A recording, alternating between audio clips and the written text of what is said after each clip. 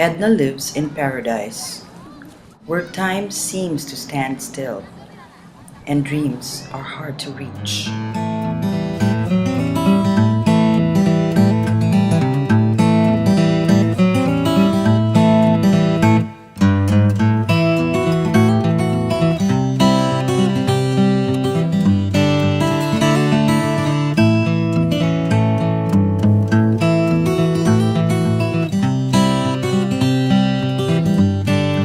Edna is the youngest among five sisters.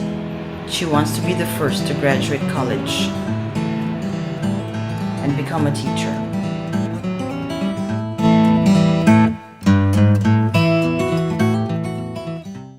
Ang hirap kasi lakbayan namin mula sa bukid hanggang sa paaralan.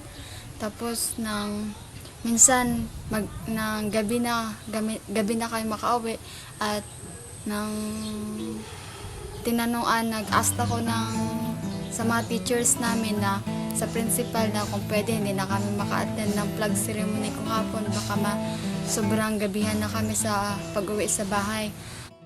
Tapos si mama nag-alala na din sa akin kasi gabi-gabi na ako makauwi sa kahintay niya, nag-alala na siya.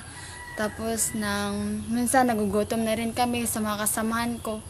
Naghanap kami ng mga makakain sa paligid, yung mga prutas na bayabas, guyabano, o ano lang kahit anong prutas basta makakain kami, mabulong yung gutom na nararamdaman namin dayon.